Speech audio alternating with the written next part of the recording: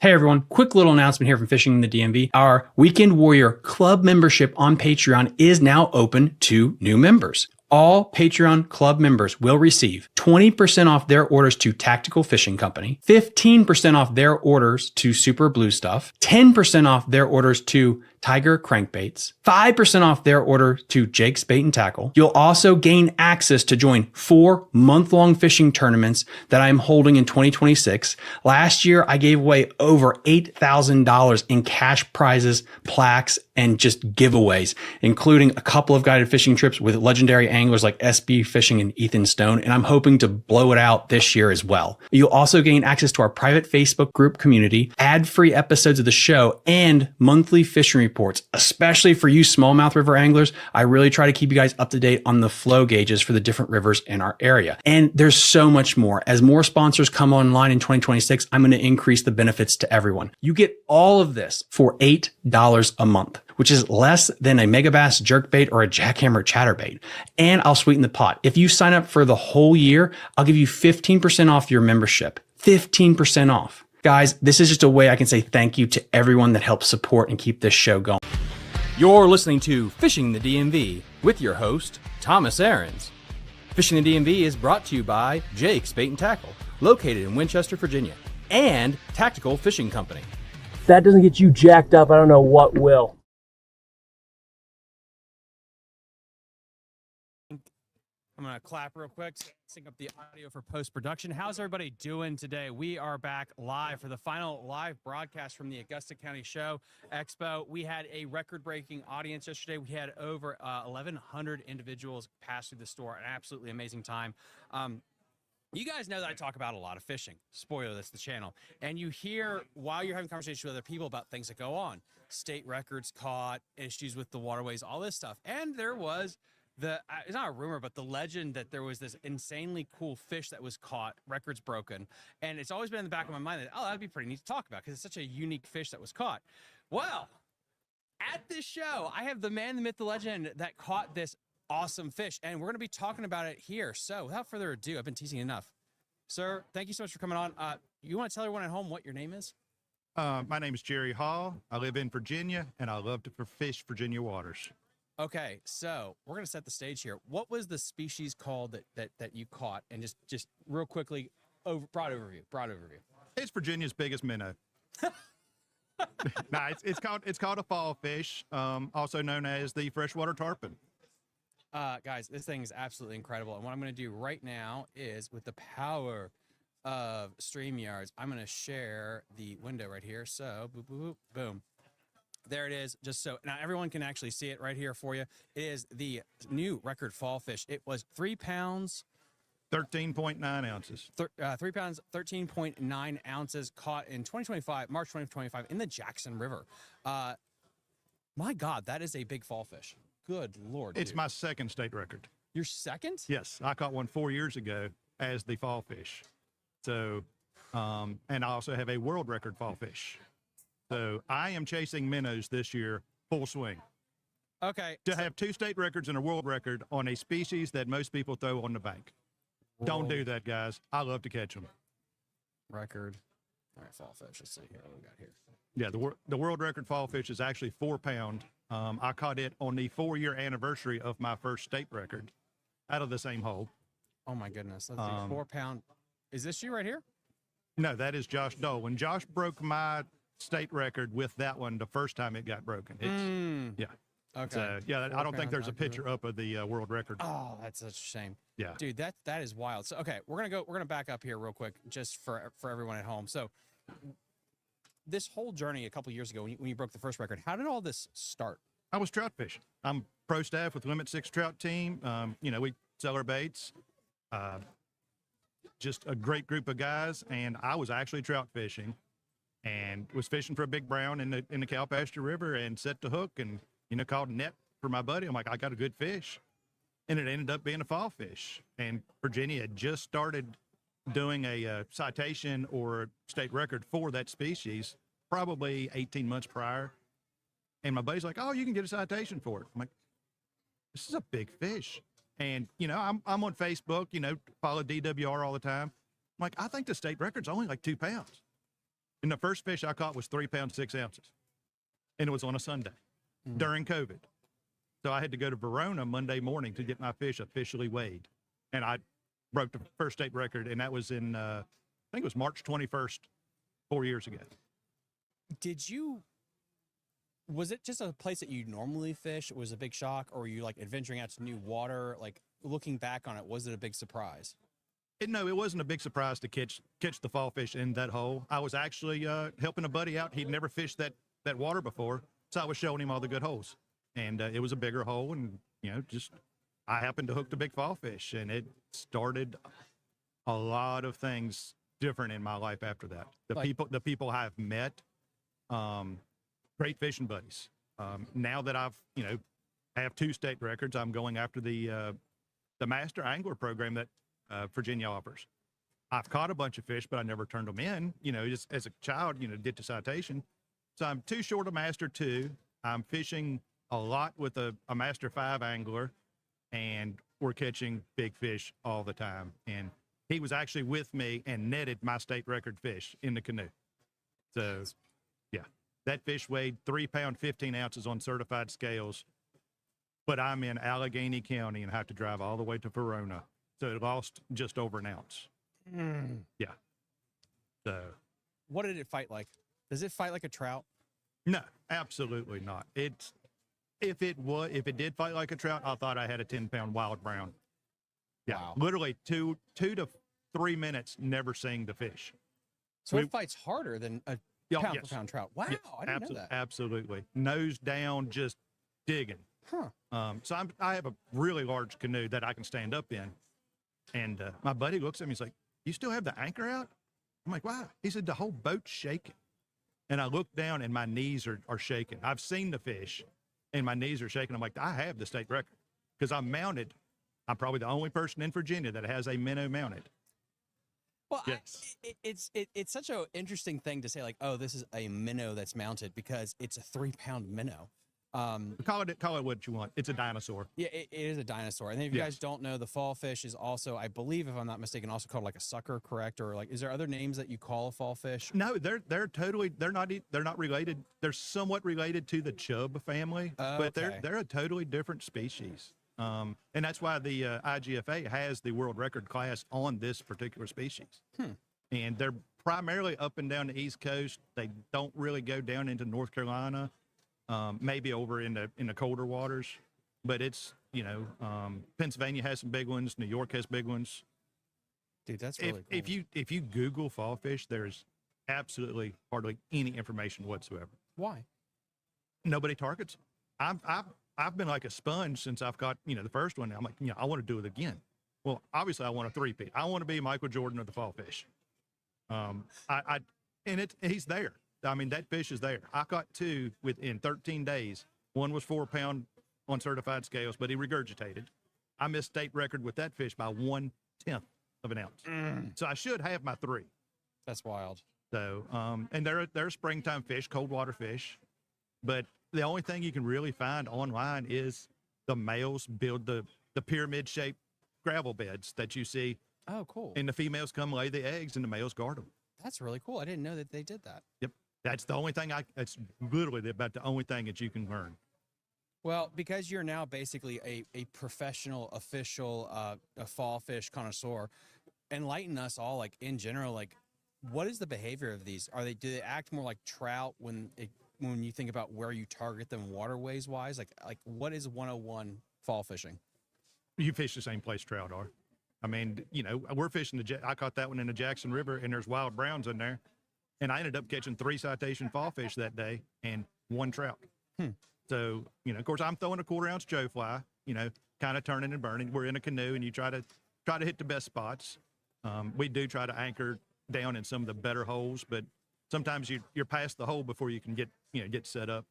I just flutter a Joe fly, and when they hit, fall fish don't have teeth, so when they hit really hard to try to crush whatever they're biting. So. That's really crazy. So, you meant you stated the chow fly turning and burning. So this is an aggressive, like, again, if I'm a complete idiot when it comes to this stuff. I picture that mouth that their bottom feeders like carp, but these things are actually aggressive. Yes, absolutely. Yeah. I mean, the one I caught, I was probably 8 to 10 foot of water, maybe 4 foot deep. I mean, I don't know if he was suspended or came off the bottom, but when he hit, I looked at my buddy. I said, I have a really good fish. Oh, wow. So that being said, I am now chasing my expert angler on the species of fall fish. It takes 10 citations to get the expert in that species. That's so cool. So yeah, we went, I don't know, 4 or 5 weeks ago before the weather turned, and both of us ended up catching a citation fall fish. We are literally targeting fall fish now. He and I are probably the only two that are doing that. So when you say targeting, is that just like what you want to catch, or is there little tips and tricks that you can give up that you can target them specifically? I guess it's the mindset. Yeah, I'm going to go catch a fall fish. Who says that? Mm-hmm. So yeah, and we pick up trout and other fish along the way, but you really know when you set the hook, it's either a really nice trout or it's a good fall fish. Do they inhabit literally the same spots a trout would, or do they prefer faster moving water or the pools? I could write a book, and I don't know. It could be chapters on every, because we've caught them in the slower water. We've caught them, tail end of the hole, caught them in the rapids. I mean, it's some type of structure does help. Obviously, they are general fish, so that they're not going to be out. There's a saying that 90% of the fish are in 10% of the water. Yeah, and that is the truth. I mean, so yeah, you just cast. And my buddy, he's in the front of the canoe, so he gets first option. I'm in the back, and I catch more fall fish than he does. Now, we did have a question that come through there. Is like, are they in all creeks and rivers in Virginia? Where and generally could somebody go out there to try to target them? The South River right here in Augusta County. Really? Yep, full of fall fish. Obviously, the Jackson, the cow pasture, the bull pasture, the Maury, the Shenandoah. I've heard some good stories on the Shenandoah. I may venture up there, after being, I guess, public with this fish, people recognize me and they come up and, oh, I caught one that was 22 inches long here and there. I'm like, which hole? Seriously, I'm like, which hole did you catch it? Did you throw it back? Yeah, I threw it back. It was a big fish. I'm like, okay, I want to go fish that hole. If it's truly a 22-inch fish, then that fish is going to be more than 4 pounds. I've yet to break 20 inches, and I have a 4-pound fish. Is there a 4.5-pound fish out there? Absolutely. Guys, let me know your questions in the comments while I have this legend on the show here. Again, when this re-uploads, drop your questions in there, and I'll try to get them answered too. When it comes to the Jackson River specifically, is it a water quality thing? Is it a nutrition thing? Why is the Jackson River so legendary for trout and now fall fish? Because it's coming out of the Lake Mumma. It maintains the same temperature. It doesn't fluctuate, and the fish are able to summer. A lot of Virginia's waters, especially the put and the take, the trout can't make it through August and September, October. I mean, October is starting to get cooled off, but the dog days of summer, the trout just can't live. And we floated to Jackson several times and caught several decent fish. Nothing quality that I was looking for. I think the bigger fish are coming during the spawn, pre-spawn or during spawn. And this is again something I've had a couple of master anglers on. Having a cheat sheet with you. I had a guy in my club member tournaments I run caught a citation walleye at a Lake Frederick, and it's something where at first he didn't quite know, and I now think back like how many big fish I probably caught that were bycatch that I just didn't think twice of. It's like, oh, it's a big bluegill, whatever. You just don't think that, and it's like you almost do need a cheat sheet with you. Absolutely, because like how much your life would have changed if you just tossed it back without even thinking. Yeah. If I'd have thrown the first one back, it would have been just like weird. That one moment of like, what, something about this thing in your guts, like I probably should get this thing looked at. Because and again, like there are so many species, guys, in Maryland or Virginia or wherever, where a goggle eye or a rock bass you catch on the river. I know so many bass anglers just toss them back, and people I know that have caught 3 to 4 pounds, like, dude, that was like a state citation you just chucked back. It's like, Rick, really? It's like, yeah, get a cheat sheet with all the different fish just in case. Well, in the early 2000s, I'm pretty certain I threw back the state record yellow perch out of Lake Mumma.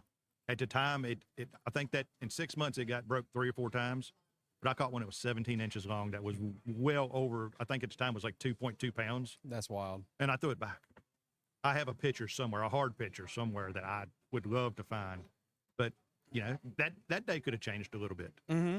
You know, I haven't done that in depth of research. Who holds the most state records? I'm sure there's a few that have two. Oh, But totally. in Virginia, but how many have three? Few. It's very few. Like I said, I want to be the Michael Jordan of the minnow. Do you think Moomaw could produce the state record yellow perch? Back then, yes. Now, probably. I think it's got the state record, world record fall fish in it. Really? I mean, the Jackson feeds it. That's true. I mean, I wasn't too far from it, and I've caught big fall fish above Lake Moomaw in Back Creek and Hidden Valley, Poor Farm.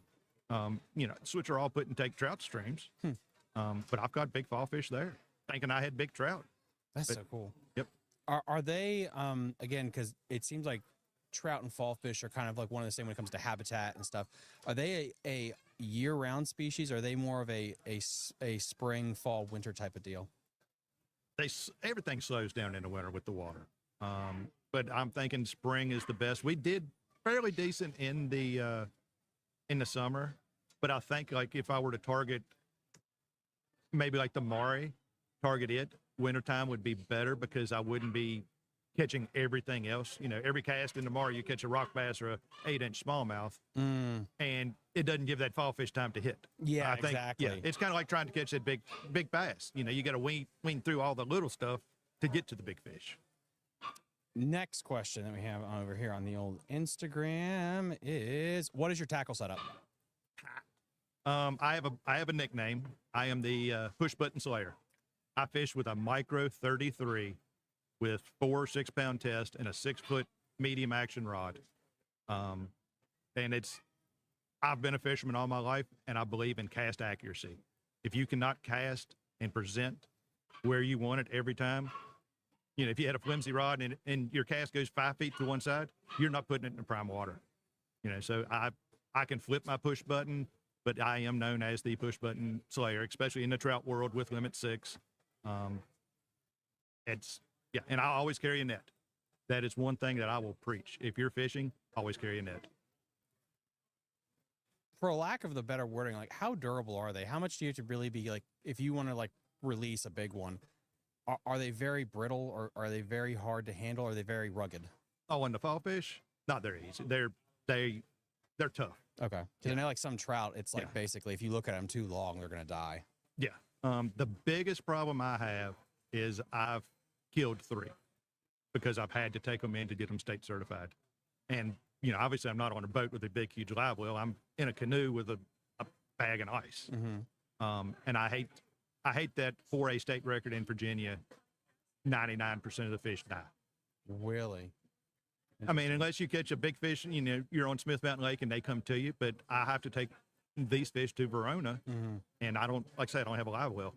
And especially, you know, out in a canoe, you know, we're on a 6-hour float. So That's a long float, man. Yeah. Well, luckily I caught the state record within sight of the truck. So that was pretty cool. And I looked at my buddy and, you know, of course I'm shaking. And I'm like, you know, I look at a 3-pound, 6-ounce on my wall. I mounted it. And I'm like, this fish is considerably bigger. I said, I think I have the state record. So hour and a half later from Allegheny to Verona, it was certified. Dude, that's so cool. Yep. Ah, that's awesome. Yep. So another thing we need to mention here while we're here is, let me drop off that screen there, is trout. Talk to us about the company that you're actually here with. I'm here with Limit 6 Trout Team. This is our 4th year here. We make our own soft plastics. We're starting jig heads. And it's a really good team. We do a lot of kids events. We help out Buchanan, Smith Mountain Lake, the Rockbridge County Jakes event. We do 4 days in November at Cedar Springs for the Veterans event. We love giving back. We love seeing kids catch, you know, be outdoorsy, and we love to give back to the vets. So yeah, we got 3 different sizes. We got our middies, our grubbies, our worms, around 10 to 12 colors, and really cool. And still exploring. You know, we get fishermen every day ask us, hey, can you make this? Sure, you know, whatever you need. You can find us on Facebook. We got about 16,000 followers. Always feel free to send us a PM, whether it's a catch or questions. We're always updating our page with the daily trout stockings at 3 o'clock. That is so cool. Great Dude. group of guys. Great group of guys. If somebody wants to have a setup for this, what would you consider like a heavy action rod, medium light, ultralight? What would you have to? It's a lot on preference. Like I say, I fish a medium rod, but a lot of your trout fishermen fish a flimsier rod, a lightweight, and it's because they like to enjoy the battle on the fish. I'm handicapped because I have a push button and the drag doesn't work real good, so I use a stiffer rod to help manhandle the fish. You probably could get a sponsorship deal now from them, honestly, with what you're catching. I'm trying to get in with Zebco. I've sent them a PM. Joe's Fly has picked me up as a pro staff after my first catch. Cool. And that was a lifelong dream. Like, I fished Joe Flies all my life. My great uncle has Joe's Fly on his license plate, because his wife, or I think it was his first wife, worked at the DMV. So he's the only person in Virginia that has Joe Fly on his license plate. Really? Yes. That's so cool. Yep. So I told him when he passes that I want the license plate. So I think, and again, Paul, I hear you saying I'm here with the guy that has over 2 state records to his name, and he's working on breaking that again. He caught the state record fall fish thrice, world record that got broken, if I'm not mistaken. Yes. And now he's going to try to go break the record again. So just really cool talking about different species and state records, because Jose Wahebe Spanish Fly has a quote that will live for me forever, which is, a bent pole is a happy pole. So whether it is a bass, a muskie, or whatever, if you have that rod doubled down, it's just fun. And so it's really cool to think of like a fall fish as something that's like, oh yeah, those suckers pull hard. It's like, wait, really? It's like, yeah, they do. So that's so cool, man. That's really cool. Yep. What is the average size of them? Like in general, like you did catch the state and world record, but what could people expect? The trophy fish citation for Virginia is 1 pound, 4 ounces, or 14 inches. I've caught 8 for my citations, and I have a 2.5 pound average. So yes, a 2 pound fall fish is not uncommon at all. And, and if you don't have certified scales, a tape measure. All that fish has to be is more than 14 inches, and they have a big forked tail. And if it's 14 and one little notch on your tape measure, you can get your citation for it from Virginia. Really? Yes. Oh, that's so cool. 14 inches. Let's see. We got Paul in the chat. Guys, go check out Bass and Beer Radio. Great show. They had a great show last Friday night. I used to love catching fall fish in the creeks. Guys, he's from Maryland, the Gunpowder too. So, which I just learned too, has like a natural reoccurring brown trout fishery at the Gunpowder. So yes, while driving through Baltimore, you could either get mug shot or catch a brown trout. It's so weird to think that area has like pristine river and creek. But anyway, that's side tangent. Sorry about that. Pennsylvania, the Susquehanna River. Yeah. He actually tied my world record fall fish. Really? And he got the state record fall fish. Oh, that's pretty cool. And I think this is all in like 2 weeks. So spawn time. So they're probably a little bit behind us. But yeah, he caught, I think it was 4.2. So at one time I had the biggest minnow in the world. That is okay, guys. That will be on the re-upload. That's going to be the thumbnail for this. The biggest minnow in the world. That's really cool. I'm thinking about getting a bumper sticker. I catch bigger minnows than your husband catches bass. Do you have any trout goals or any aspirations to break any personal records with that? I have 2 world record trout. Really? Yes. I'm not going to talk about them. That you can look me up if you want, but that's in my wheelhouse. The only thing I'm lacking, I have a 5-pound brookie, a 10-pound rainbow, and I would like to catch a 10-pound brown, hopefully out of Moomaw. That would be one of my life goals. It's freaking. But no, I did catch my Holy Grail tiger. I mean, it was over 6 pounds, but I'll spoil it for everybody. It was a world record on length. World record tiger trout. But, and people say, oh, world record. I have done extensive studies on the rules and regulations of world records. I've had 2 kicked out because of, just wasn't paying attention. And but I figured it out. World record, Jerry Hall. Yeah, they're not going to have pictures of the world records. No. Let's just do Jerry Hall trout. Yep. You'd actually have to go into the IGFA site to find the world records. Huge shout out to IGFA because your website is so terrible. IGFA. Like, honestly, do you not want to promote your stuff a little bit better? Goodness gracious. Oh my, wow. And what we're going to do is I will upload this because, again, this is why I like to do, we're going to be re-uploading this bad boy so I can find that a little bit easier for everybody because it is wild how poor their site is. Anyway, we got another question here. There are 10-pound browns in Moomaw? Yes, absolutely. There may only be 3, but there's definitely 10-pound browns in Moomaw. Were they stocked or are they natural? Stocked as fingerling. Okay, gotcha. Yep. What so are there another question came through. Lake trout. Are there lake trout in Moomaw? Not to my knowledge. They did put some steelhead in years Really? ago. Yeah. I didn't know they put steelhead in. They've experimented with the rainbow. They did the McConaughey strain, the wild rainbow, or the natural rainbow that the Jackson will provide. And there are brook. I think the possible next state record brook truck could come from Moomaw. Moomaw's a good fishery. It's highly overlooked. I think it's because there's no cell service, no hotels, no nothing. You're exactly right. You're exactly right. Which is kind of wild. Like, I mean, I'm not saying that's right or wrong, but it's just interesting that no one capitalized on that, where you could be the first to open up a little shop or something like that there. But yeah, I mean, that's going to keep the fishing good for a long time. Again, Allegheny and Bath County is hard to make a living in. I mean, it's just the traffic coming through. I've been the only person on Lake Moomaw before in the wintertime, like the only boat all day. That's crazy. Yep. That's why I carry a paddle. So with all of your big fame, do you want to continue to be in a kayak, a canoe, or is there a perfect river setup that you would want if you could snap your fingers and have it? I like my canoe. For river fishing, floating, I'll take my canoe over anything.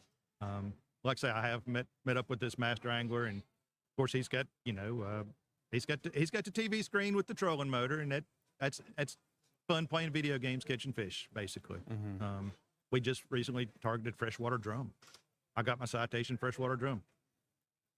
Did you go down south for that? Or Southern Virginia? Bugs? Yeah. Yep. Bugs got some good ones. He took me to Richmond, and I caught the second biggest gar turned in the state of Virginia last year. I caught a gar. It was almost 17 pounds. Good Lord. Yeah. How'd that fight?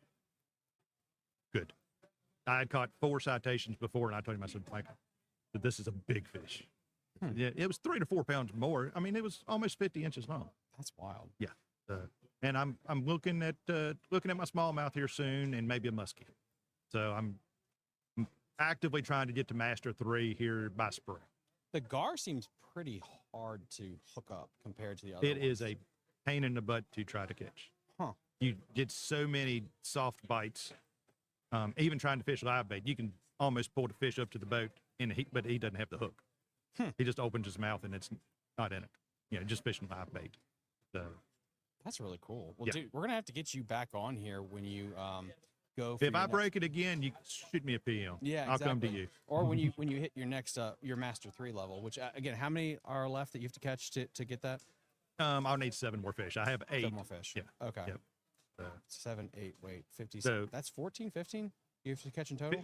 5 per master. Master 1 is master 10 would be 10, or Master 2 would be 10. Master 3 is 15 total. Good Lord. That's a lot of, okay, wow. Yep. Guys, go check him out. Quick little shout out to your company. You want to do your little promotion now? Go for it. Yep. Big shout out to Limit 6. Without them, I probably wouldn't be who I am today in the fishing world.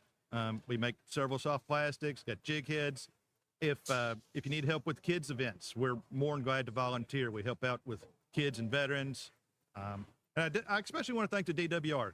Without them, Virginia wouldn't be where we are in the fishing industry and everything else. I wish they would write bigger and better tickets for the violators, but it is what it is. But we appreciate everything that the hatchery workers do, and the conservation police, and even Richmond.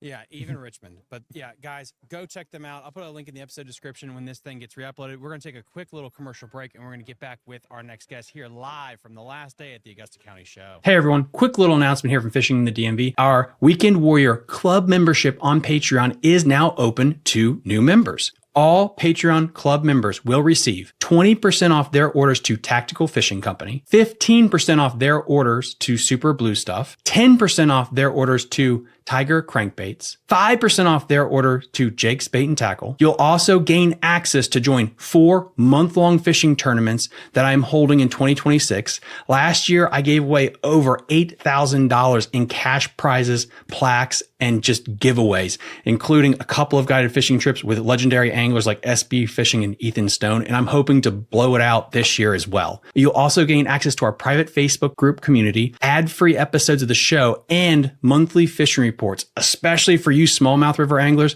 I really try to keep you guys up to date on the flow gauges for the different rivers in our area. And there's so much more. As more sponsors come online in 2026, I'm going to increase the benefits to everyone. You get all of this for $8 a month, which is less than a megabass jerkbait or a jackhammer chatterbait. And I'll sweeten the pot. If you sign up for the whole year, I'll give you 15% off your membership. 15% off. Guys, this is just a way I can say thank you to everyone that helps support and keep this show going. Link in the episode description. Thank you so much. Alrighty, we are back, everybody. We're back live from that quick little break here at Augusta County. We have the man, the myth, the legend, the one that made all this possible. He is the Steve Jobs of the Augusta County Show and Expo. Sir, how are you doing? Doing good, Thomas. How you doing? I'm doing wonderful, man. This was a big weekend for you. Yes, it has. I'm really blessed of this turnout this weekend. This is awesome. What? I mean, come on. Let's set the stage, tee it up. How much work and effort went into this weekend? I started doing this and promoting this of June of last year. Of course, everybody knows I do this every year, but to start planning this event, you have to do it like almost a year in advance. So I started running everything and getting everything set up around June, July of last year. That's wild. Yep. June, July to actually get all this stuff started, man. And then, guys, yep. And then, yeah, let us know down below if there's any comments or any questions that you would like me to get into. What made you take this over, and when did this whole dream for you start? This dream start, this is our 12th year. So the dream start for me 12 years ago is when you like go to Richmond or you go to Raleigh or you go to East Tennessee. There's nothing in the Shenandoah Valley like this. So there's nothing really in the Shenandoah Valley like Augusta County area, Rockingham, Rockbridge. We don't have any bait stores.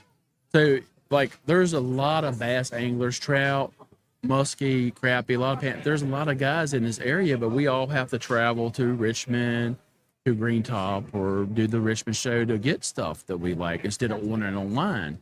So that brought this show in here to bring all the custom guys in here, all your basement makers, your garage makers, you know, all these guys that does this stuff in their basement, and it's all custom stuff. And this show can really grow to something huge like it's doing for the last over years. We got bass guys here. We got muskie guys here. We got trout guys here. So it's a really good show for this area because we're in the middle of Roanoke and Winchester, Charlottesville, so Western Virginia. We're right here at it. So it just brings a good event to the area that gets you everything you stocked up for your 2026 season, if you're a tournament angler like myself, or you're just a weekend warrior. So it can really grow to something big. I like to get some boats in here next year, you know, some outdoor stuff too as well, and just keep growing. Yeah, and then guys, let me know down in the comment section, what would you like to see booth-wise next year, boat-wise next year?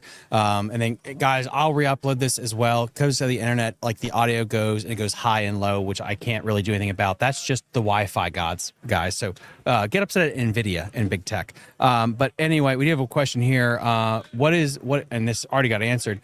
What boat company would you think about getting in here if you could?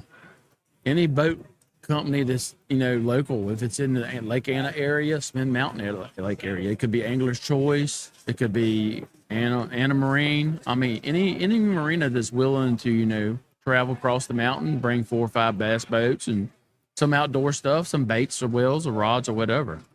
It'd be great. I have an opportunity to grow the building beside us as well, the building the opposite side of us as well. So, and also the building down below. So there's 3 other buildings that I can go into that we can really blow this event up.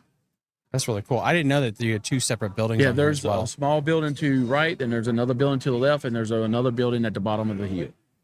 That's crazy. So, and we're in a great location, and you know, some of the guys that is local in the Shenandoah Valley know, Augusta Expo is well known for the tractor pulls back in the day and stuff like that.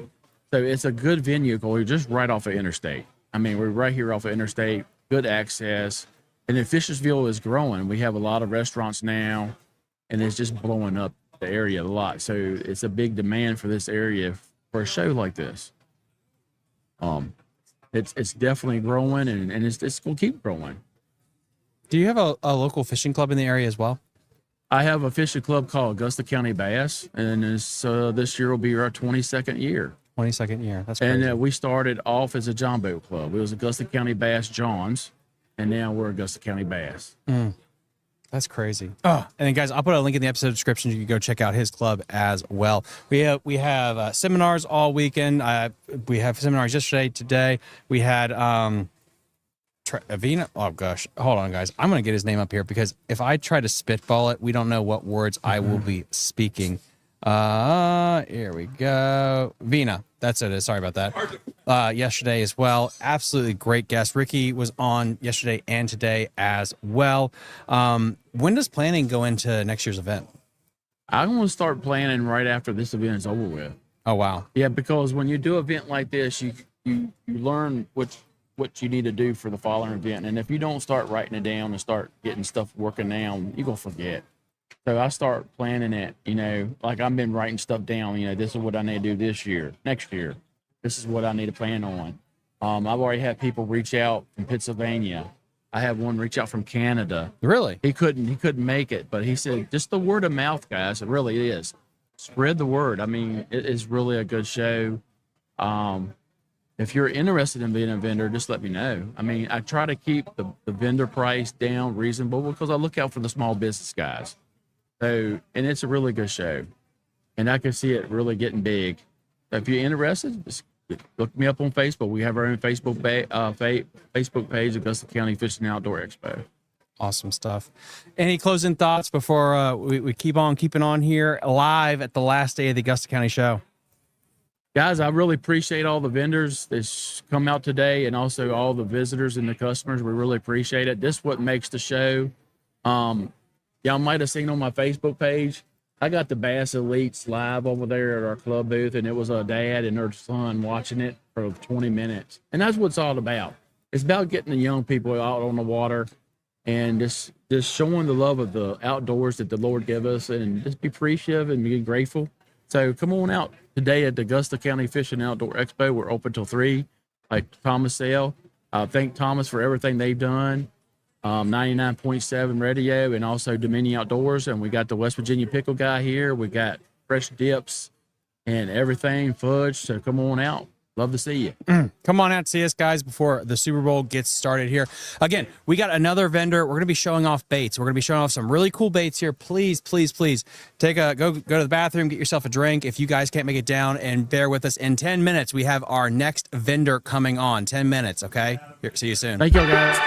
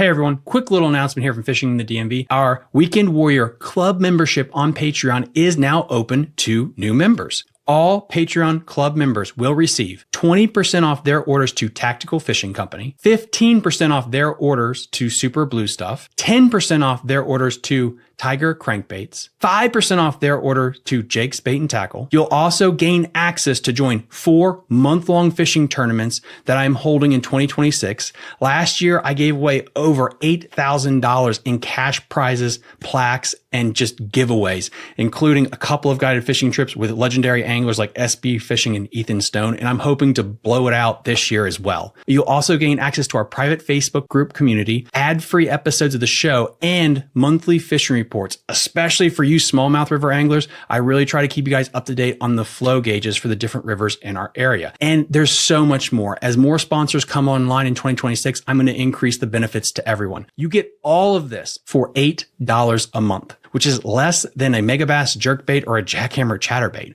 And I'll sweeten the pot. If you sign up for the whole year, I'll give you 15% off your membership. 15% off. Guys, this is just a way I can say thank you to everyone that helps support and keep this show going. Link in the episode description. Thank you so much.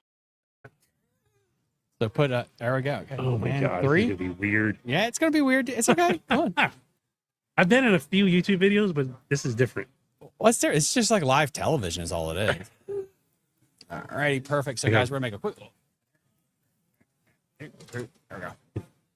That way, it's a little bit angled for me, but okay, perfect. And 3, 2, 1. We are back alive here at the Augusta County Show Expo, the final day before the Super Bowl. First off, guys, to win a prize here. Who is going to win the Super Bowl? Put a comment down below. Please let me know who you think is going to win the Super Bowl. Patriots, or you think it's going to be the Seahawks. Please let me know down below. But right now, I have on this absolute stud, this legend here live from the show. Just let everyone know at home who you are. A legend, right? So I'm Ralph Boyd, originally from Chicago. In the Army, been in the Army 24 years. Currently stationed at living at Fort Belvoir, stationed at the Pentagon. Been So you're fishing, living at the Pentagon? living on Fort Belvoir, Okay. and stationed at the Pentagon. Damn, that's a hard job. I was like, yeah, you don't ever get to leave. Like I said, I've been doing it for 24 years. My original job in the Army is a transportation coordinator, and then the position I'm at now is Inspector General. It's kind of like a cross between HR and, I guess you could say HR and quality control, but fun little job, good little break. Before here, I just got here in October. Before that, I was in California, and then I've been all over 48 states and 17 countries that the Army has been able to send me to over the past 24 years. So love it. Got into fishing in about 2012, 13 on a station in North Carolina. A couple buddies of mine, Andrew and Ryan, got me into it out there. Caught our first fish at a lake on the backside of Fort Bragg, North Carolina, by the airfield, and like, this is kind of fun. And Phil Thomas Forest started as a small little tackle box edition, and now it's grown into a full-blown bass boat. But it was either fishing or golf, so I had to pick one of those two hobbies. And then come from Chicago, it wasn't really a thing I grew up doing like most people you have on here. That Pop took them and Uncle and all that. I didn't have any of that. I owe it to those two guys, Andrew and Ryan. They got me into it, and then doing it ever since. And how long have you been serving for? 24 years. Oh, my God. Yes. I started it on my 17th birthday in July of 2001, just a few months prior to 9/11. Oh, my gosh. That was some timing. Yeah. I was a reservist my entire year, senior year of high school, and then graduated, went to basic training, AIT, came back and was like, yep, this is kind of what I want to do. And so I switched over to active duty and was stationed right down the road, actually, in Fort Eustis and Hampton Roads. And then it's been a whirlwind of a journey ever since. And so you got to pick what you wanted to do? Yeah. So I've always loved anything transportation. It's always been my my thing. Trains, trucks, boats, planes. I've always fascinated as a kid. My mother would tell you I had thousands of Matchbox and Hot Wheel cars. So transportation was always something that like lured me in. So came in and they offered me all the cool stuff and they showed me a video and it was like, oh, you can do transportation coordinator and do it all. And I tell people all the time I've done, not to make this a recruiting video, but I have steered a plane, steered a boat, been in the cockpit of a plane, driven a train, and can do just about anything on wheels. So I've had a fun career. It's been a blast. All right. Well, I got to ask this. What is harder to steer? A boat. Really? Because it's less reactive. You get an immediate reaction, I would say, with a vehicle or a car. And a boat, you got to make sweeping turns. Can't turn on a dime, I guess would be the way to put it. That's really cool. I did not know that. Getting back to the fishing side of things, 'cause this is all part of the story, though, how it interweaves. You got moved to California. Yes. So How much fishing did you get to do out there? not a whole lot. The nearest lake to me was a little over 100 miles. Oh my God. And when I got there, gas was pretty expensive. So a journey for a weekend trip was an expense that you had to be ready to take on, and they add up over time. It's not like somewhere here you can go every weekend, especially being where I was and in the job I was in. I was set transportation, so there's always people coming in and out of that base, and it's Fort Irwin, California, the National Training Center. It's always people coming in and out of there for training. And so we were staying pretty busy, working sometimes 7, 12, 14 days straight of bringing people in and out. So it's kind of like an offset schedule, and kind of had the time off. I did stop at Havasu on my way out there before California. I was stationed in Kentucky. That's really where I upped my fishing game, sold my old boat, bought the boat I have now. The Tracker Pro Team 195, the tournament edition.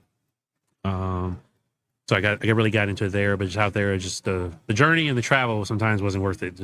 Sometimes just stay at home and watch TV. And so with that said, you're here now on the East Coast. You're a Virginian. You're here at this expo, and I just want to get a guy on the ground to kind of give us a look behind the scenes of everything. And so what kind of shopping were you doing, and what were you thinking about buying before you got here? So like I told you when I got here, I wanted to get more local stuff here, like custom stuff, local stuff. This is the 4th show I've been to since I've gotten here to Virginia. I went to the Richmond one. I went to the Chesapeake Boat Show yesterday, the Doswell show, and then now this one. So I wanted to get more like localized. That's a lot of gas you've been burning, dude. Well, I got a better new truck. There's another thing I got when I got out here. I got a Nissan Frontier. It's considerably easier on gas than my Titan was. So not bad. These are all local, couple hour drives. It's well worth it. And no power on Fort Belvoir right now because of a power outage. So glad I'm here where it's warm. That's brutal. What do you got? What do you want to show off first? Well, I guess my first thing, since you walked me over there right when I got in there. So Thomas is right here by the front door. So as soon as you guys come in, you're going to see him. But I went over to Tiger Crankbaits, and they took care of me as always. And I got 3 crankbaits and 3, what are they calling these now? This is I'm going to call this like the Ricky special, guys. This was a part of the live stream yesterday, but it was also going to be re-uploaded at some point. I was hoping to have that re-uploaded for this morning, but yeah, like I said, we're just dealing with my poor Starlink, which is my backup internet. It is like trying to juice a banana right now, doing all the stuff I'm asking it. So eventually it'll be uploaded. But right here, this is the Ricky special. It is a chatterbait, basically a bladed jig with a spinner on there. And again, this is something that Tiger Crankbaits uses. Dude, this thing is going to catch them. I'm excited about those. That's I really got cool. those in 3 different colors. I got that one, really bright pink one with chartreuse head. Figured this to be something unique and different and bright that'll definitely stick out. Yeah, definitely stick out. And then I guess you would call this one more of a Pink Pony Club is what this color should be called. Oh, that's so cool. I like that. And then you get it super cool. I forgot what color she called that one. Kind of like the peanut butter and jelly, but a different kind of. Really like that one. I would think that one should be good too. That's a cool color. Ricky, what is this called? You just call it the chatterbait, or? They call it the Harvey Hammer. The Harvey Hammer. There we go. Okay, there we go. And again, guys, Ricky's episode's out there. Go check it out. The Harvey Hammer. I'm just terrible with reading and naming things. I'm not Ricky. That's cool. I like it. Harvey Hammer. There are 3 of those, and then 3 of their Porsche crankbaits. Can't go to Tiger Crankbaits and not get crankbaits. Took their recommendations on what color they recommended. So, especially being new to the whole area here. So, I got here in September. Spent the whole month of October or whole month of September in school, and then of course we had the government shutdown and stuff in October. So didn't get out as much. And then winter came. So this spring will be my I'd call it my real introduction to the fishing the DMV. That's a cool color. YouTube, Facebook, and Instagram right now. You're famous. Yeah, I need to get into the TikTok thing. I would like to use TikTok. The problem is, just when it comes to efficiency, StreamYard, it doesn't play nice with TikTok. And right now, I can, with this platform, I can blast it out to a bunch of places because I'm live on 4 different Facebook groups, YouTube, and Instagram. If I wanted to do TikTok, I would literally have to set up a brand new phone, 2 phones, because I'd have to do split level. So it's a whole ordeal. Even though I think TikTok is cool and all the kids use it. This green, though, dude. Yeah. Oh, Yeah, he picked that one out for me specifically. dude, that is hot. Mrs. Tiger Crankbaits picked that one for me. Look at that green. It just looks cool, man. The cool factor is there. That's awesome. Yes, definitely. So excited for those. Thank you for taking me over there. Recommending it. That's the one thing that's really cool about going to different shows, guys. You're going to get that custom paint job, Yeah. which is just, it's just, if you want it just a little bit different, going to these shows, that's where it's at. Yes, it is awesome. And then start walking around and just eye shopping because that's how they get you. So the colors get the fishermen is what they say, right? So got this one from the guys right around the corner here from Lakes Edge in North Carolina. And this one is another, these are all custom paint jobs. And that one looks like that is going to do really, I like that, especially that blue hue that's in there. Very good top water, early morning, evening, I would think. Oh, that's got that, like, that painted bluegill, that warmouth color. That looks cool. Oh, that's so cool. And then the other one that Mrs. Tiger Crankbaits picked out from. Heidi, you and Greg do a wonderful job. Yes. Oh, I like the scales on that thing. That is clean. Yeah, all custom from North Carolina. I think him and his wife are both Air Force veterans. So, Paul, if you're still there in the chat, what's your favorite color crankbait? That is wild, man.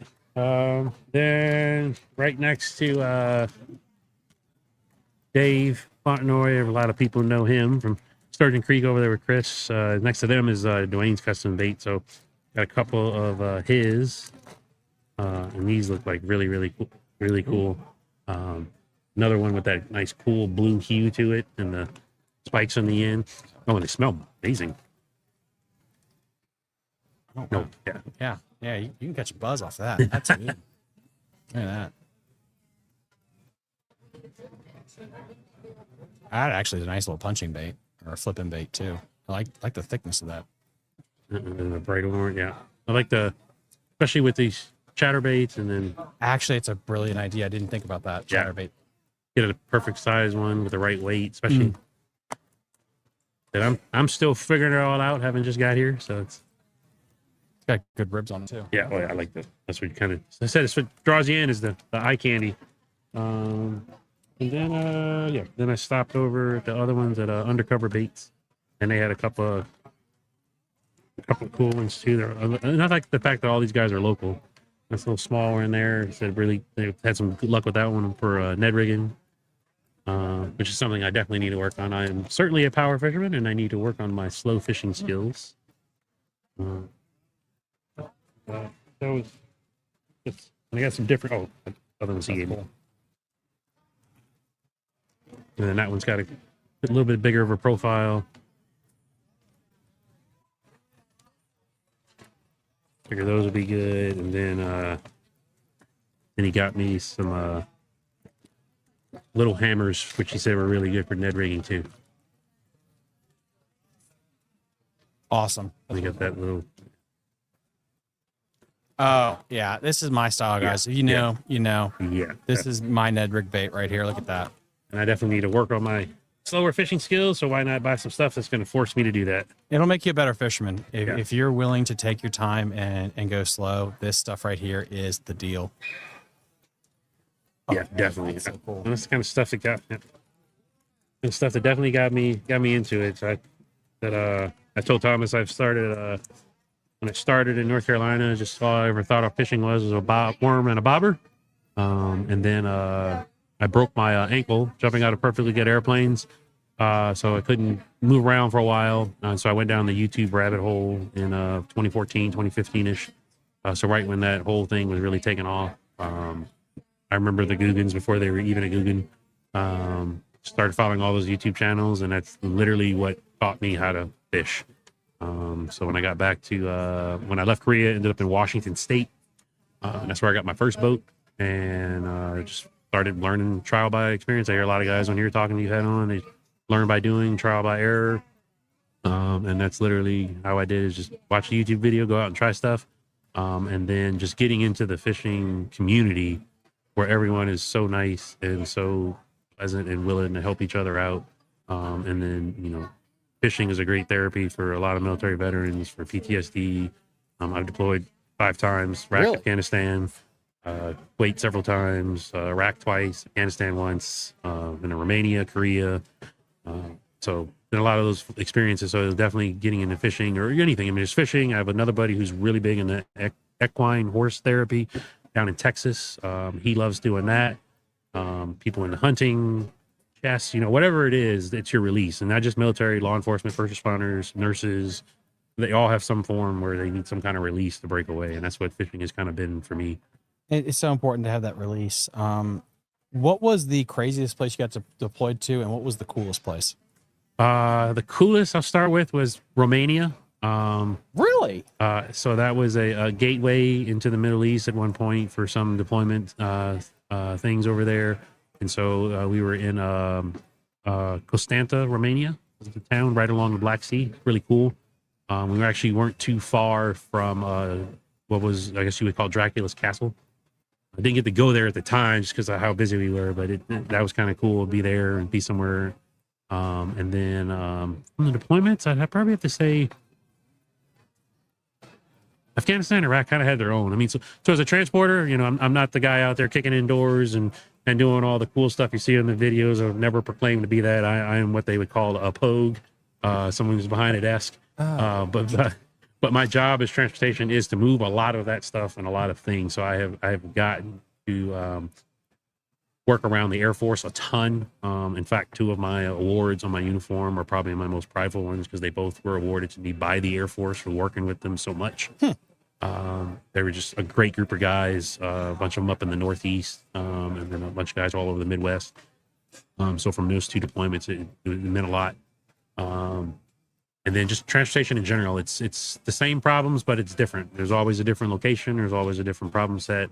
I've dealt with everything from derailments to plane breaking, vehicle accidents, you name it. And it's always a puzzle trying to figure out how to move people, places, and things from point A to point B. So it's very unique and fun. So I've had a good time. I've definitely enjoyed it. It's been a fun ride.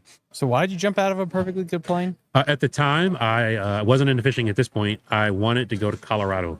And the only way to get an assignment there at the time was there was an opening from IMOS, which is a 88 November Transportation Management Coordinator in a Special Forces unit.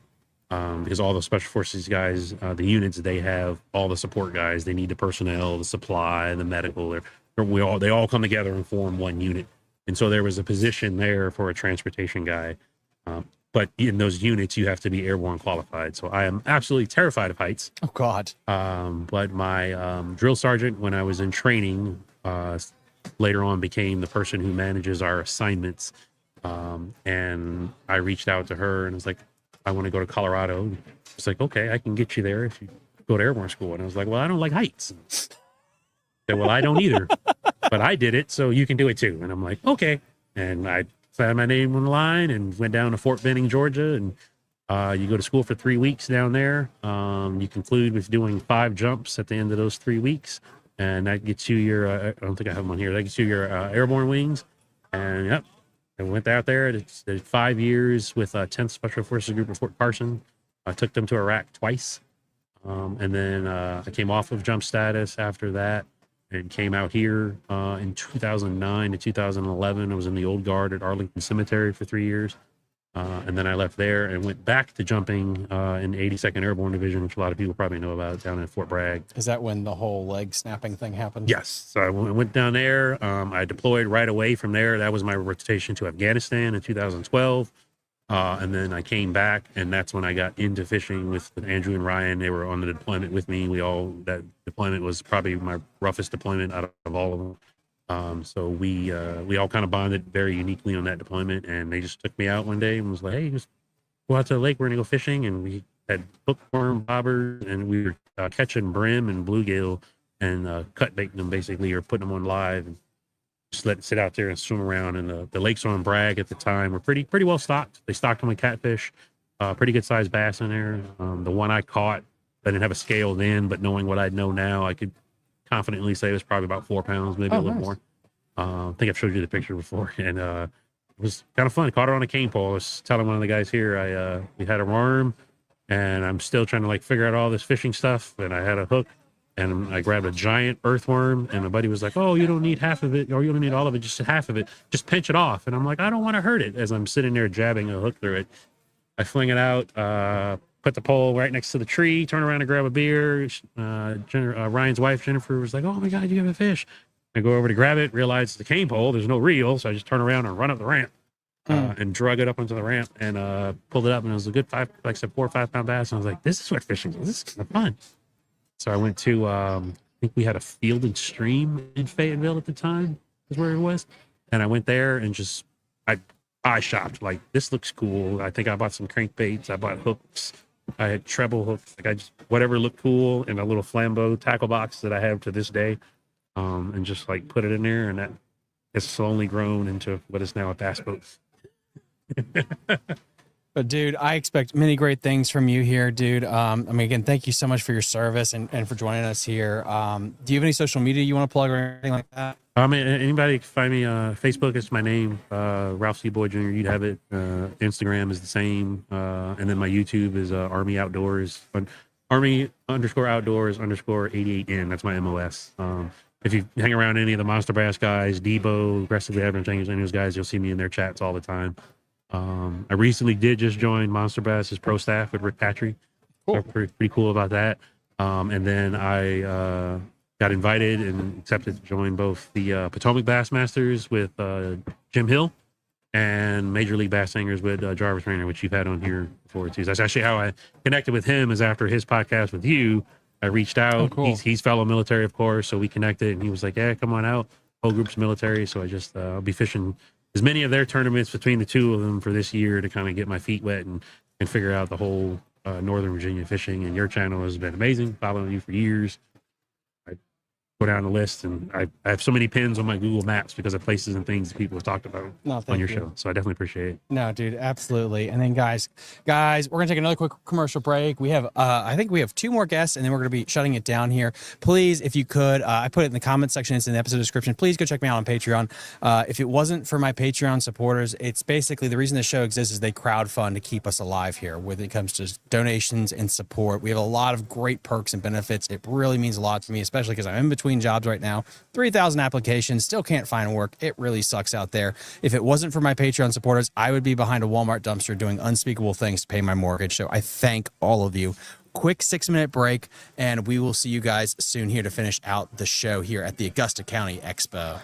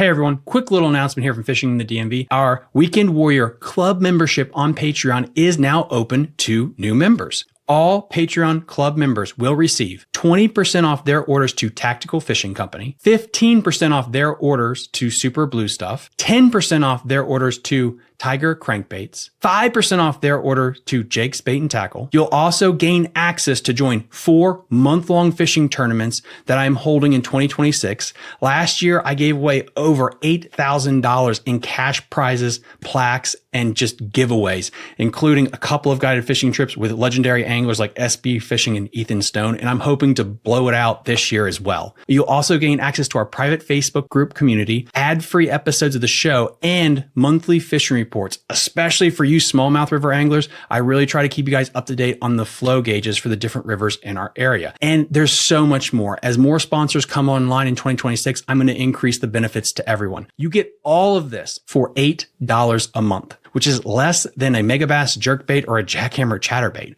And I'll sweeten the pot. If you sign up for the whole year, I'll give you 15% off your membership. 15% off. Guys, this is just a way I can say thank you to everyone that helps support and keep this show going. Link in the episode description. Thank you so much. All righty. How's that audio? There? Better? Okay, cool. Yeah, All right, guys. I'm going to quickly clap because I have to do that for audio and post-production. We are here finishing up the Augusta County Show and Expo on Super Bowl Sunday. Please, Seahawks, beat the crap out of the Patriots because I am done with them. Don't care who the quarterback is. They've done enough winning for the next 100 years. We have on a legend. He was on a very, very popular show. I think it has like over 60,000 downloads just on Apple, Spotify alone. Sir, yeah, let everyone that doesn't know, who are you and what's your story? All right, my name's Scott Barrett. Most people know me as the Nico guy. I'm the guy who brought Nico baits to America, and I do most of their design work and everything they need for North America and also a little bit worldwide.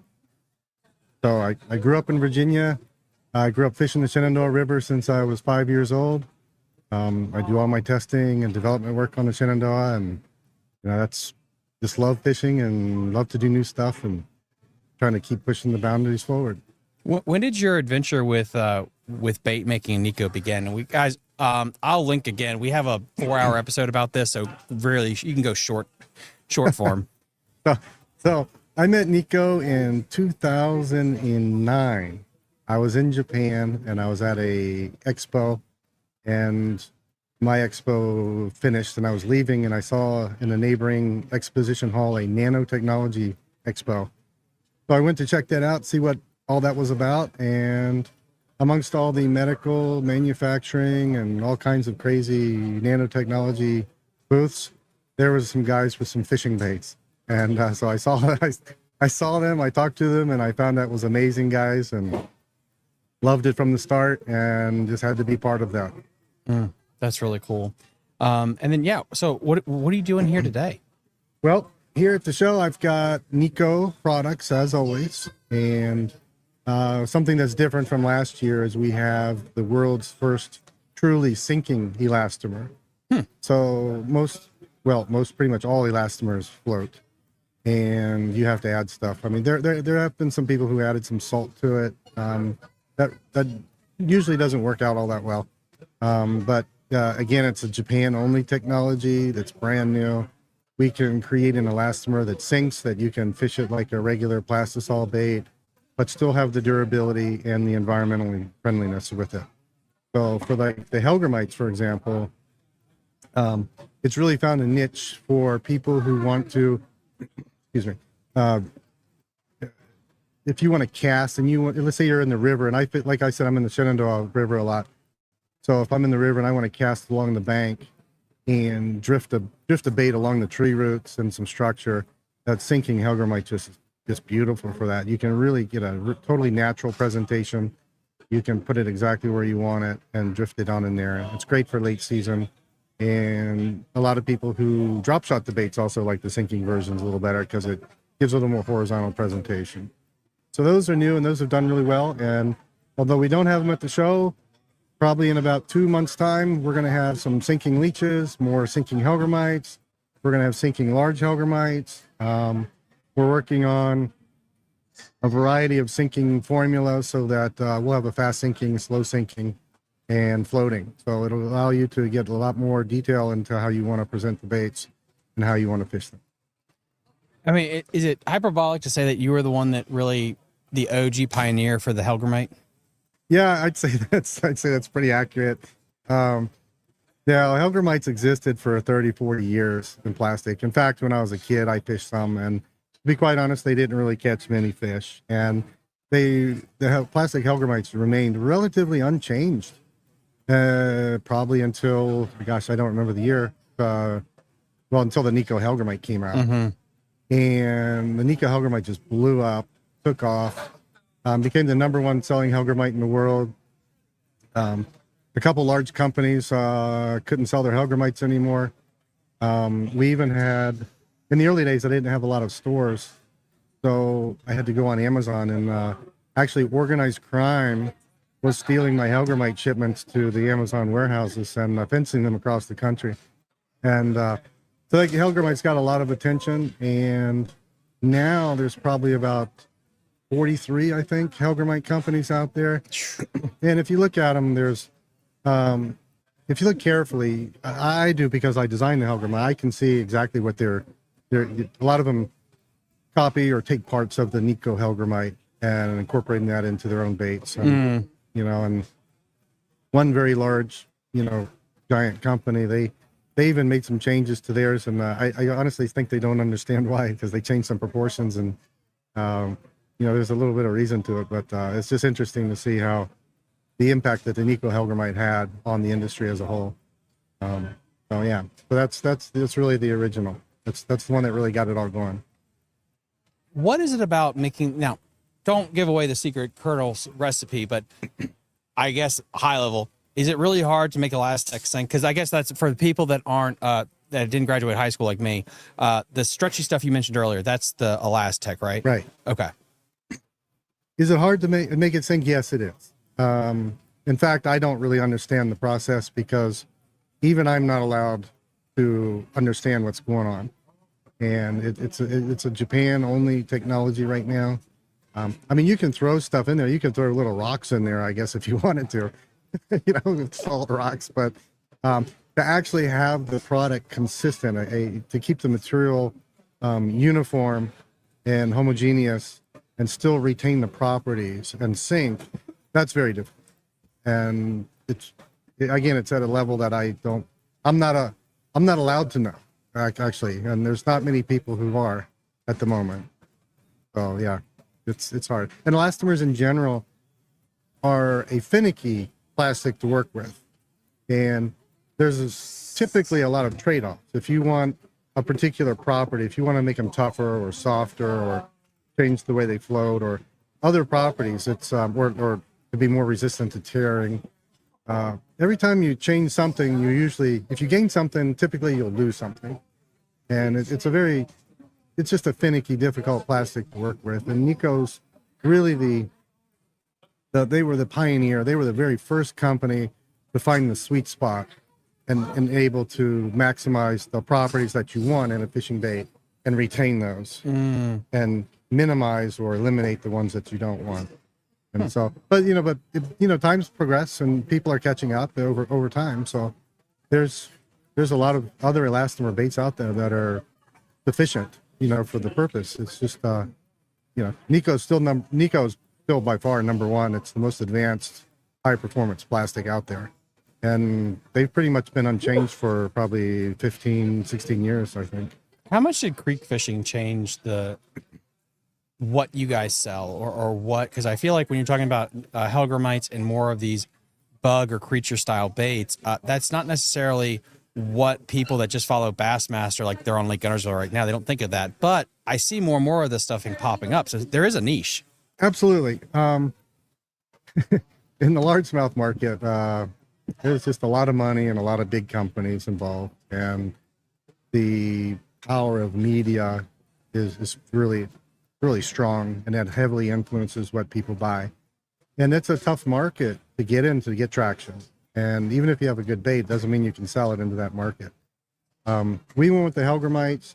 In the early days, I was struggling to figure out where to position the company and the products. And I went to met a trout I went to a Trout Unlimited show and met some trout guys, and they loved what we were doing because they're environmentally friendly. And I had a lot of little bug baits, and still do, for trout. And we talked about it, and those guys are super helpful, super smart, and they really put me on, pointing the direction towards the Hellgrammite and the river and creek fishing. And it was a no-brainer because I grew up fishing in Shenandoah, and I would catch Hellgrammites myself and fish them. So yeah, that was kind of where it started. And where it really boomed was, I think, was when I was searching for where to put this product, who to work with. I found the YouTuber Creek Fishing Adventures. Dalton, Yeah, John Dalton. And when I found him, he had just 300 followers. And so I sent him a pack of Hellgrammites. And the rest is history, kind of. Once he started fishing the Hellgrammites, everything started blowing up. And then other YouTubers picked it up, and it became very organic. And the thing about Nico, and I'll talk about later, my Max 4 brand as well, is it's really, the baits do the work. The baits will, it'll be a word of mouth. They're good value, good performance, and you don't have to do a sales job on them, really. But yeah, so anyway, so the Nico really took off with the Hellgrammite, and that also, it increased a lot of awareness, I think, for creek fishing.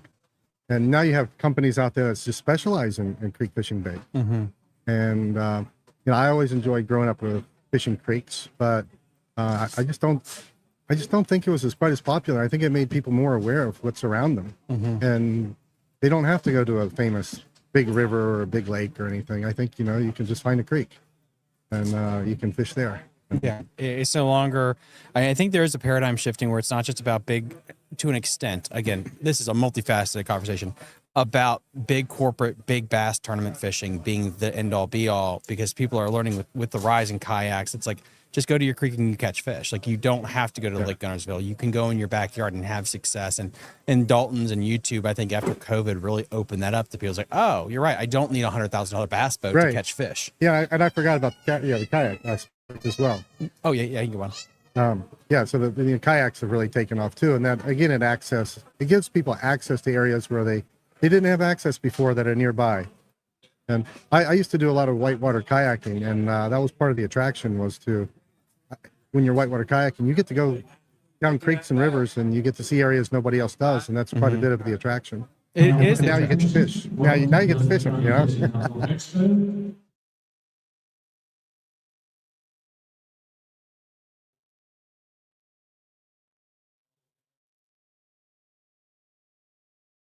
Sorry, guys. Again, this will be re-uploaded, so you won't see the edit, but that way so everyone's eardrums at home didn't get blown out of their head. So I just quickly muted the board there. But yeah, whitewater rafting, kayaking stuff. And we're going to get into this here. This is the big part everyone cares about. We're going to do the big reveal of baits and your brand too. So let's talk with your brand first, and then we can go back to Nico if you want. Okay, so I created a brand. So when you work with any single brand, not any single brand can do everything you need to do. And so last year I created my own brand. It's called Max 4. I'm not there. So Max 4, I do a variety of things because I love fishing and I love innovation. I'm always working on stuff. So I have a line of soft baits. The soft baits are, again, they're elastomer style, similar to Nico. Again, they're non-toxic, super durable, floating, scented. Just high performance baits, and they took a long time. Just as we talked about earlier about Nico and the technology behind it, it's very difficult to find people who can make a good plastic, be trustworthy, make adjustments, deal with problems, and get it all, market ready. And so that took probably about 2 years. And so I'm finally here, releasing some baits. I have a variety of primarily smallmouth and creek type baits. So the one I'm most happy and proud about would be these crawls that you just saw. And these are little 2.4 inch crawls. The amount of detail in them is amazing. There's a lot of little secrets in there, but basically, These are not 3D scanned, by the way. This is all done in with a lot of work. There's bumps where there's bumps, there's pores where there's pores, there's all kinds of little details in there.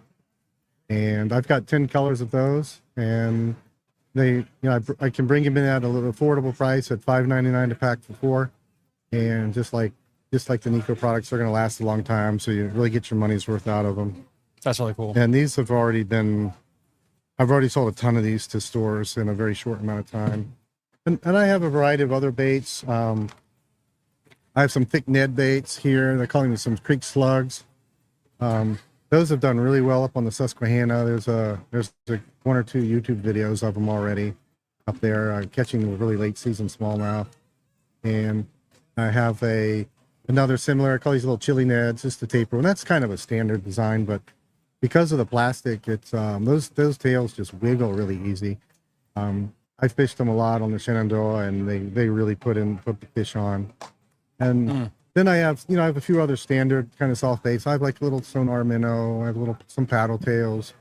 I have little small worms. I've got a line of tungsten. I've got some custom tungsten coming in a couple months. Oh wow. So for the tungsten, again, it's more oriented towards smallmouth and creek fishing. So I have basically I'm just changing the hooks to suit the baits that not only I offer, but some of the more popular baits that are used for smallmouth and creek fishing. And I have got my hands full of a lot of things. So I even redesigned some hooks because I find myself out on the water trying to retie, struggling with those tiny eyes on the hooks. So I got some of my favorite hooks remade with larger eyes, so we can tie. So old people like me, or forget your glasses, you can tie the hook on a lot easier. And they're good quality hooks. Again, I've had those tested for 2 years, and I'm confident in those. And they're also quite economical because most people don't know me. I'm a new brand, so you get, my product is underpriced and overspec'd to some degree. And one other really cool thing is I've had a lot of customers ask me for little hard baits for creek fishing. And part of this comes from the supply issues with some of the smaller companies supplying a lot of retail stores. And so I had a lot of customers ask me to work on some product, and so I designed these little redfin minnows and black-nosed ace type baits. It's a very limited number. It's just the 2 inches and 2.5 inch, but they're great for creek fishing, great for trout, panfish. And here's a little popper. I got a little micro popper. Thank you for coming to the Augusta County Fishing Outdoor Expo. Just want to have everybody in the show.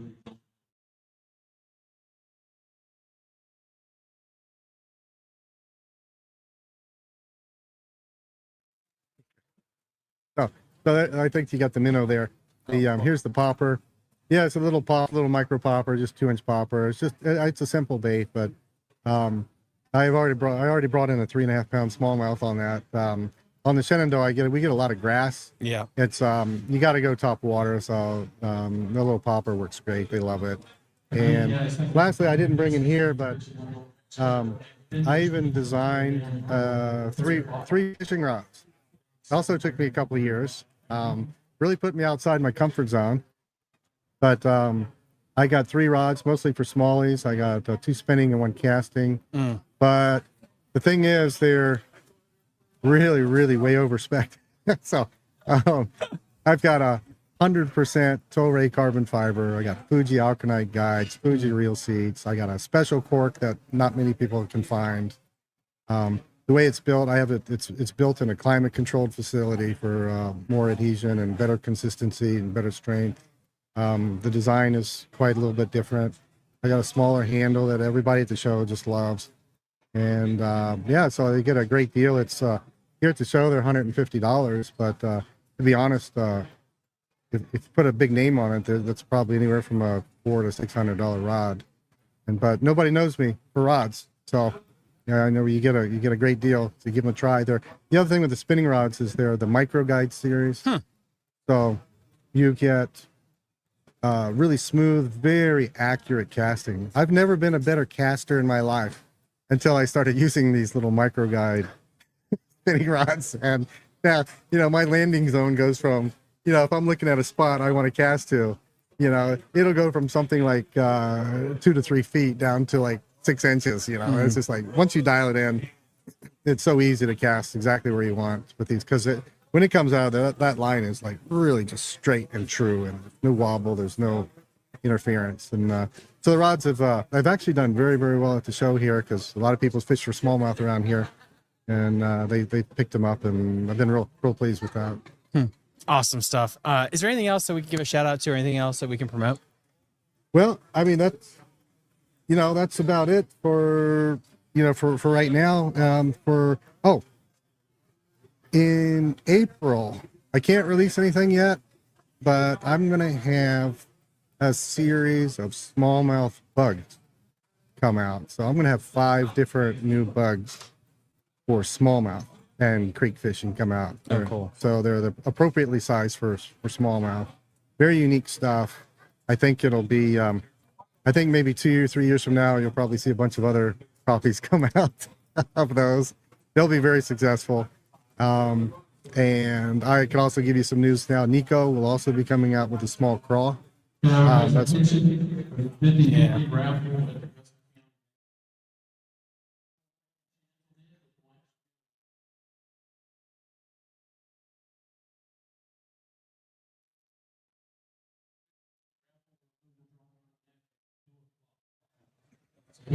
Also, we have a raffle in front, entry for free custom detail. Come on out, try that as well. If you're looking for a good bass club, or join with us in the bass. The wonders of doing a live show at Expo. Guys, don't worry, on the re-upload, it will seem great, and you won't see the issue here. But continue your thought. Oh yeah, well, Nico's going to have a small craw coming out in probably March, April as well.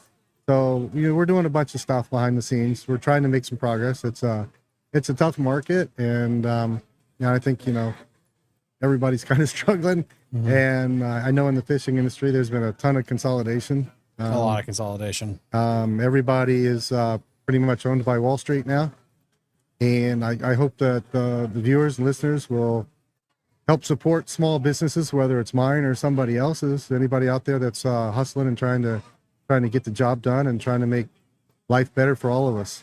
And, 100%. So I'm putting my work in, trying to do my job for it. But stay tuned for really exciting stuff from Max 4 on the new bugs. I think you guys will really, really love it. They're really suited. They're designed here in Virginia. They're all tested and everything here. You'll love those. The Nico Crawl is coming out. The new sinking Nico is coming out. And so on the Max 4 products, that's max4fishing.com. That's MAX, the number 4 fishing.com. Nico's the same. They're easy to find. And also the Nico site also carries the Max 4 tungsten products. So all the tungsten jig heads are also on Nico site as well. Oh, cool. That's awesome. So and there'll be Max is has a tiny presence right now in some of the local stores. For example, Jake's Bait and Tackle in Winchester has a little bit, and they'll be having a lot of those coming up soon. So so look forward to it, and we'll just keep pushing ahead. I think look forward to a good year, and hopefully when my new stuff comes out, maybe come back on and show everybody. Yes, guys. And then as always, we're going to put a link in the episode description where we talked about. And then you stay tuned, because a part of this episode here, with the power of post-production editing, I'm going to sync up the story of Nico with this beautiful legend right here. So you get one long 3-hour episode. If you're bored one night, you could check it out. And then I'll have him back on when his new products drop in April. But if you're watching this for the Expo, we're going to take a quick commercial break, and we will be right back.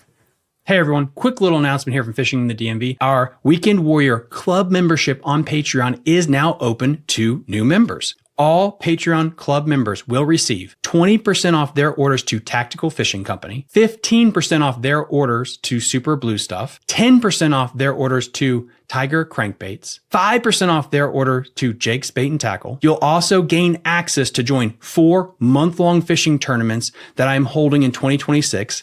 Last year, I gave away over $8,000 in cash prizes, plaques, and just giveaways, including a couple of guided fishing trips with legendary anglers like SB Fishing and Ethan Stone, and I'm hoping to blow it out this year as well. You'll also gain access to our private Facebook group community, ad-free episodes of the show, and monthly fishing reports, especially for you smallmouth river anglers. I really try to keep you guys up to date on the flow gauges for the different rivers in our area. And there's so much more. As more sponsors come online in 2026, I'm going to increase the benefits to everyone. You get all of this for $8 a month, which is less than a megabass jerkbait or a jackhammer chatterbait. And I'll sweeten the pot. If you sign up for the whole year, I'll give you 15% off your membership. 15% off. Guys, this is just a way I can say thank you to everyone that helps support and keep this show going. Link in the Alrighty, I gotta tell you about something that's been a game changer for me. Super Blue Stuff Pain Relief Cream. Look, I've had a rough life. 3 reconstructive shoulder surgeries, I had a horse flip on me and break my back, and I'm out on the water a lot. I get aches and pains. My shoulder starts to flare up after cast. You're listening to Fishing the DMV with your host, Thomas Ahrens. Fishing the DMV is brought to you by Jake's Bait and Tackle, located in Winchester, Virginia, and Tactical Fishing Company. If that doesn't get you jacked up, I don't know what will. Gotcha. By pulling them out of the mold, you pull them out, they curl. Change plastic. We just now finished that process. Dude. Yeah, shoot me a text, boss. I'll get you back on when your new product drops. All right, thanks, Tom. Last but not least, huh? No, we saved the beautiful people for last. That's how it goes. Oh shit. No, you're on at 2:30, 2:10. Is he supposed to be on at 2? Yeah. Oh, why didn't you tell me that? I forgot. I didn't know you had anybody scheduled, so you told me to Go schedule. grovel. Go grovel. Go crawl. Yeah, this will be quick or long or depending. I don't know. Anyway, so we are here with our second to last guest to finish out the day. Sorry, yeah. Tell us about what you're doing here and about your program. Hey, I'm Danny Gomez with Copper Rods out of Greenville, Virginia. Just building rods and trying to expand ourselves out into the saltwater world right now. So I don't know what else to tell you. We're just building, man. We're building St. Croix. We're building rain shadows. A lot of surf blanks, trying to compete with those guys that are out offshore and in surf fishing, especially down the Outer Banks. The one thing that we talked about off camera is that you're not just a passionate freshwater angler, you're also a saltwater angler. Oh no, saltwater is I guess that's my crack, if you will. I mean, I love bass fishing, don't get me wrong, but my heart is in saltwater. I was 9 years old as a first mate on a charter boat with my dad, so I did that for 11 years. So salt gets with you, it stays with you. I don't know what else to tell you. Yeah. And now that I'm looking at a offshore boat for myself, so hopefully we'll get that rolling pretty soon. What are you going to get? I'm looking at a 28-foot, looking at the Grady White, and I'm looking at the sailfish. So, numbers have to play a game there. Yeah. Because they're not cheap. They're not cheap. No. The saltwater game is just, it's a whole different animal when it comes to way cost, different animal. tackle, and all that stuff. Yeah, where we have like Nomad almost looks like a giant rattle trap, if you will. You know, those things are $47 compared to a rattle trap that you're throwing for bass fish. It's what, $5? Mm-hmm. So everything's super expensive. It's crazy. So this is the fun part. You have to be the salesman. Salesman. What do you got? So what I'm doing is I build rods, and like my banner says, I build it the way that you want it. No, not the way I want it. I fished for years with other people's stuff. They had, I'm sure every angler out there has done it. Man, I like this rod, but I wish it had these grips, or I wish it had these guides, or I wish it was this color, or blah, blah, blah. So what we do is we sit down with you. We figure out what you're going to be fishing for. Then we figure out from there, saltwater, freshwater. Are you going to be trolling on a boat? Are you going to be on the surf? So forth and so on. Once we figure out what you're going to do, then we pick out a blank for what fish you're going to be targeting the most. And we start building it. As we're building it, let's say you wanted a blue blank with pink wrap and purple inlays or whatever. As I'm building it, I start sending you pictures. That way you see it and you can make corrections. That way I build it. Once I clear coat it, it's yours. But up until that point, if you want to change or tweak things or add a sticker that says your name or whatever, then that's the time we do that. And then we build it, you test it, pay for it, have a nice day. That's simple. It doesn't get any simpler. Easy squeezy. Well, I don't know about all that, but it's simple. You know, I've learned a hell of a lot since I've started. You know, I've had other rod builders help me, and if I have questions, they call me, I call them, whatever. And it's a tight-knit community of rod builders. I mean, you know, you do have those few rod builders that do not want to talk to you or do not want to give up their secrets or whatever they want to call it. But there is hundreds of them that will help you. I have guys come up to me all the time, say, hey, man, I'd like to start learning how. Come to the house. I'll show you. You're either going to love it or you're going to hate it. There's no really middle. For me, there's no middle. You're either going to like doing it or you're going to hate it. And if you hate it, don't do it. Because it's I guess, an expensive mistake if you buy all the stuff to do it and then you find out that you hate doing it. Don't do it. So, if people want to find your product, if they want to kind of get involved with this, how do they get a hold of you? So I have a card, which over there, but you can find me on Facebook, Copper Rods on Facebook. You can look up Danny Gomez on Facebook, and please call me at 540-490-2686. We'll talk. You can text. I do answer my phone, and we'll set up an appointment. Or if you just have a question, and like I've told all the guys I fish with, yes, not everybody fishes with my rods, but if you have a Shimano or a Luz or whatever, it breaks. Guides break, tips break. I'll fix it. You know, I fix them all year long. Actually, I fixed more rods last year than I built, and that was quite a bit. But I'm happy to fix what you have. No problems. Awesome stuff. Anything else that we need to cover that we haven't covered? I don't know, man. Same old. Who's winning the Super Bowl? I don't know. Ain't watching it. Oh, dagger. Come on, man. Man, I don't. You know what? After I see what the NFL and the money those guys make, I have kids that are in the military. I was in the military. I lost my brother that was in the military. He was KIA.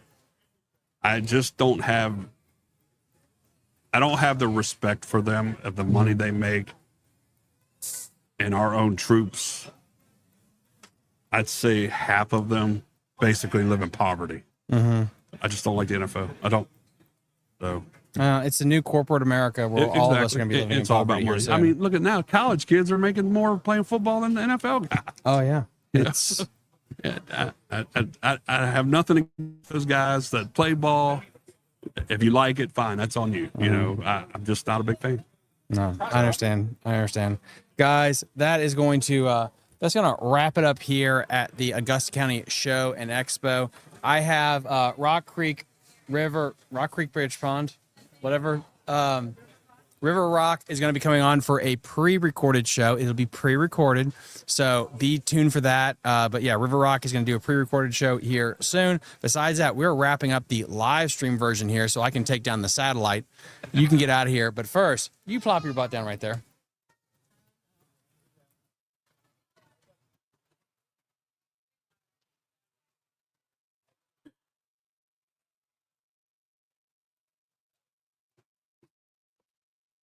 Put your headphones on.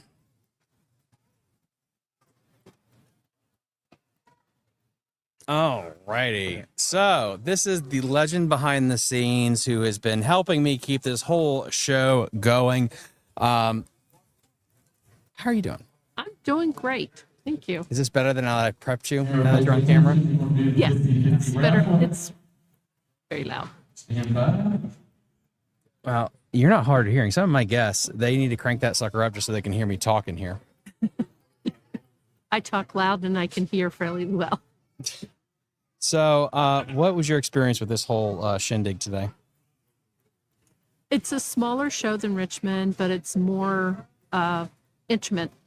People know each other, they support each other, and it's a good community down here. We were, I think, very successful in getting the product, Super Blue stuff, advertised. They're a great sponsor of ours, but we've also met some new people that we can call friends now. Very wonderful people. I mean, I'm telling you and some of these other individuals, man, you were hustling hard this weekend. I mean, almost restraining order type of hustling.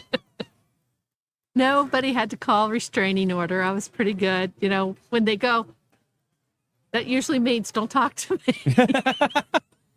Or that it's the second pass and you already actually talked to them. Yeah, well, they do this.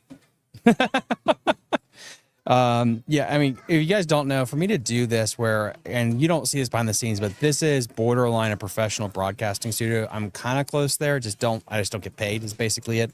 But to do this, it takes a lot of work. It doesn't take one person to set this up, especially not to be whatever, but I am a little bit more famous now. So not to be rude to people when they walk by, having a group to help me set up, break down, organize a schedule, get the flow going.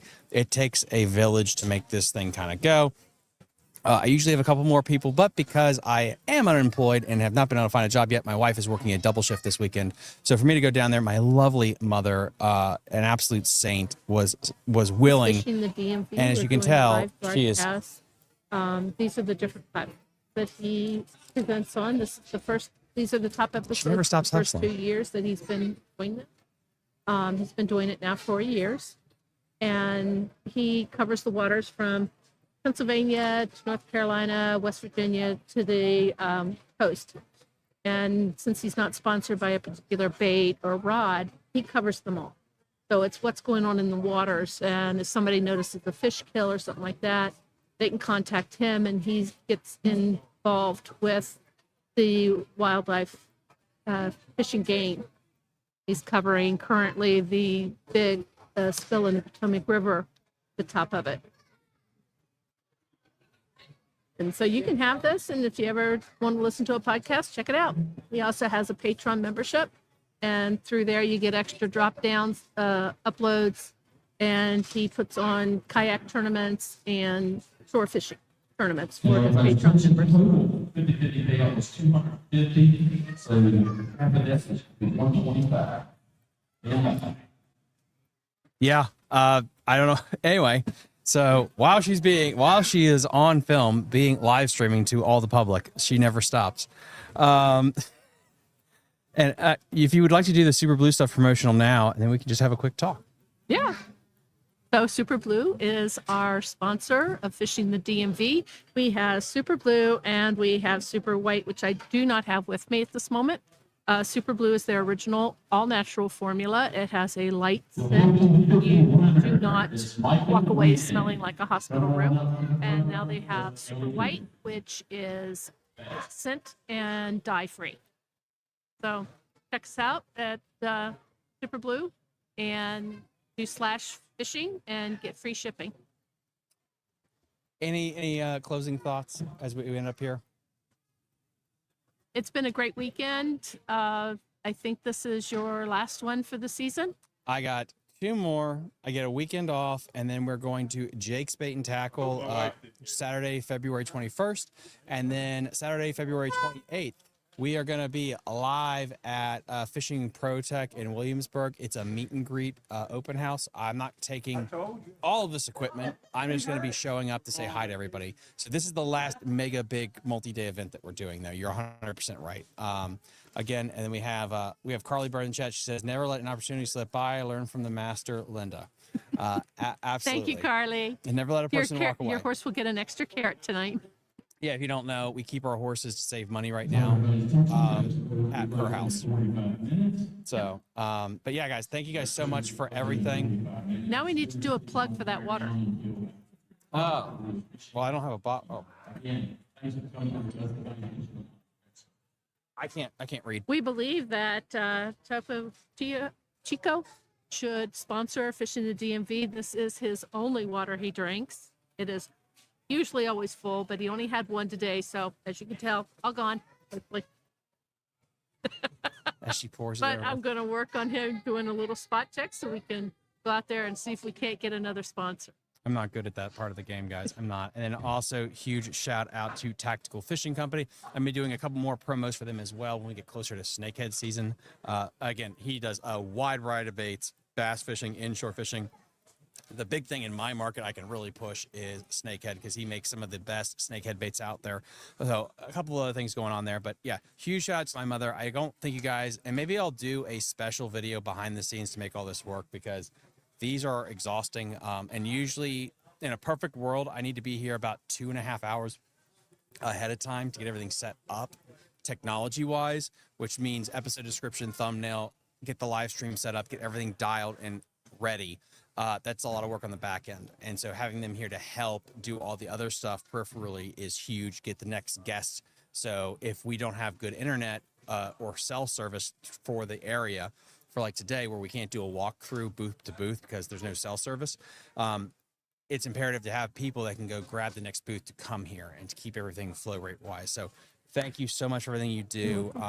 Yeah, I don't, and it's not also me bitching or complaining. It's not that. It's just to understand the machine that has to turn for me to turn this camera on and make things work. It's big. And it's even harder with Carly not here because Carly could do some of the thumbnails and do some of the clips. I don't do that. Yeah. So that means he has to do that in between. Yeah, believe it or not, guys, I do know how to video edit and clip, but I can't video edit, clip, and do everything. It's like you have to like, pick and choose what you do. But anyway, enough of that. We have a ton of fun stuff happening this week. A ton of episodes are going to be uploaded. Go Seahawks! Please beat the Patriots. Brew Tank, I see you. Thomas, grab me one of them bait casting rods. I absolutely will. Like and subscribe to the channel, and please go check me out on Patreon. If it wasn't for Patreon supporters right now, I would be doing unspeakable things behind a dumpster at Walmart because I am unemployed. Still looking for a job, really trying. Guys, got any thoughts about that? I'll do that. Otherwise, have a wonderful weekend, and we'll see you guys next time on Fishing the DMV. Bye. You're listening to Fishing the DMV with your host, Thomas Ahrens.